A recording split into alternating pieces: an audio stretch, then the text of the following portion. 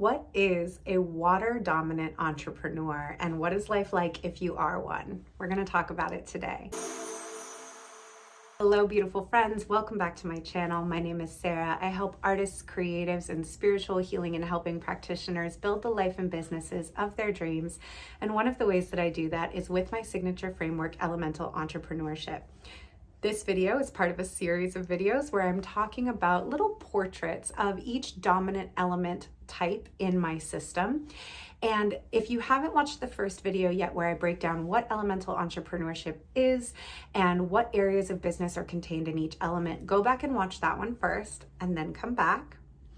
Also, if you haven't taken my quiz, that's in the box below, intuitiveedgecoaching.com/quiz. Find out what your dominant element in entrepreneurship is, and then you can come back and watch this video. If you're just watching them because you're curious about what each of the types is like, hang out. If you're a water dominant, welcome, my sweet little bean. I'm so happy you're here.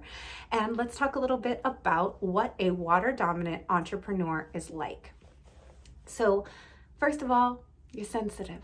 You're sensitive and you're sweet and you're kind and you're loving and you want to help people and you want things to be beautiful and you want everybody to be happy and you want to take care of people. You're deeply empathic.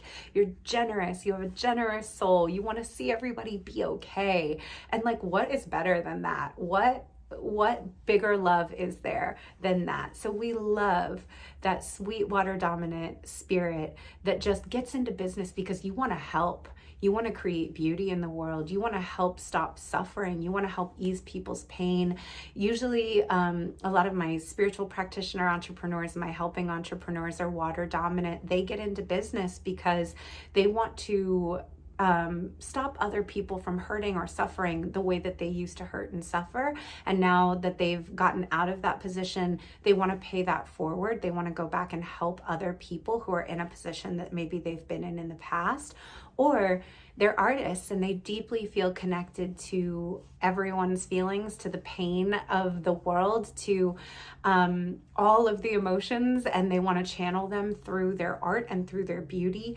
And it is a wonderful, beautiful thing to be a water dominant entrepreneur. Another benefit of being water dominant is that you're so tapped in to emotions that it can make creating copy and creating offers for people really easy for you because you understand deeply how people feel and what they need. And you really care about your clients and you want them to have a good experience and you want to help them. And so those can be really beautiful things. Now, the challenges for water dominant entrepreneurs.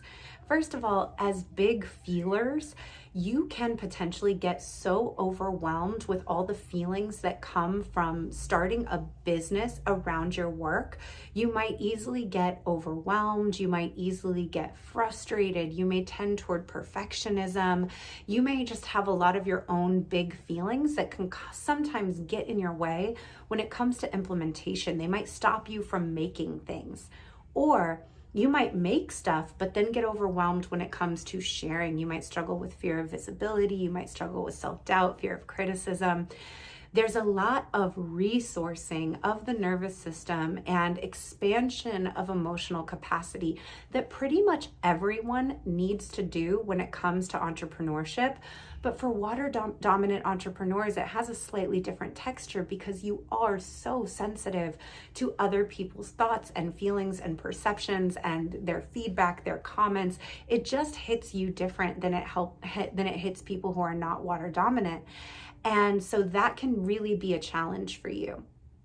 Another challenge for water dominant entrepreneurs can be boundaries. Sometimes they just want to give so much and they want to help so much that they will answer calls at all hours of the night. They won't, maybe insist that people follow some of their protocols. They might be a little too lax about prices and payments because they just want to help people so much that sometimes they can veer into the territory of being self-sacrificing in a way that, again, isn't sustainable long-term. It makes it difficult for you to keep providing your service because you're not getting your needs met. You can also maybe tend toward overwhelm or overthinking and get kind of stuck in stuff. And that can cause you to have difficulty with keeping up the momentum of your business if you're not regularly tending to and caring for your emotions and regulating your nervous system as you do the expansion work required to grow a business. So what's a water dominant entrepreneur to do? Water dominance, water element is a little different in my system than any of the other elements, because with a lot of the other elements, what we need is to balance with the help of another element.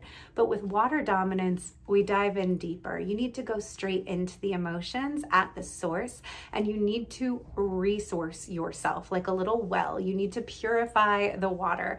So if you struggle with overwhelm, we got to figure out why you struggle with overwhelm, and we need to get you the emotional tools you need to be more regulated and less overwhelmed. If you're struggling with fear of visibility, we need to dive in there and figure out exactly what it is that you're afraid of and how to resource you so that when you are increasingly visible in sharing your work, you don't feel so afraid of other people's reactions and what people might say or what might happen as a consequence of you being more visible. So we need to really make sure that you can stay as sensitive, as empathetic, and as tapped in as you are, but also that you have the emotional tools you need to take care of yourself when you're feeling big feelings, especially the ones that are more challenging.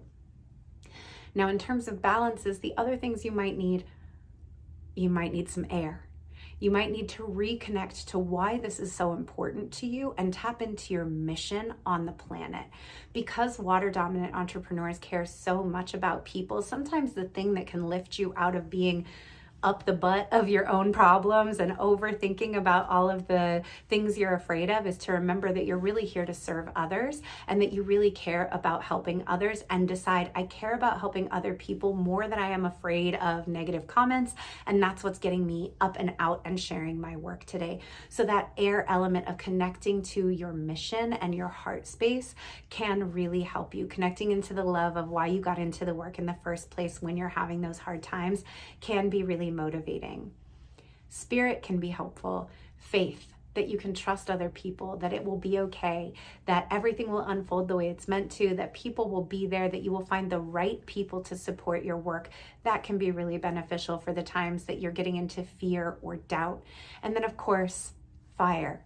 We need a little action. We need to take just tiny actions a little bit at a time, see how they go, resource the nervous system, expand the emotional capacity, take the next action, and build that self-confidence and that self-trust so that you feel less of the fear, less of the doubt, less of the overwhelm, more of the security, more of the confidence, more of the clarity. So that's a little portrait of what a water dominant entrepreneur is like. I will also share that it is the second most common type for folks who take my quiz, and it is the second most common type of people who work with me one-on-one. So fire dominance work with me one-on-one a lot, and water dominance, people who are like, I know what I want to do. I know my work is good. I know it's really important, but right now I am really struggling to get out of my own way in order to do the work in the world, and I need help with the emotional side of it. And also that might feel vulnerable to do in a group. Those people do tend to come to me for one-on-one work. So if you are feeling some recognition in this and you're thinking, ooh, I really need help with all of that, I would always love to work with you if it's one-on-one or in the Elemental Entrepreneurship Coven, my hybrid coaching, membership, and community for spiritual and creative entrepreneurs. The links for both of those things are in the box below. I would love to help you out, and I hope that this was valuable for you. Thank you so much for being here. Let me know what you thought. Like, share, subscribe, all the good things. Okay, love you. Bye.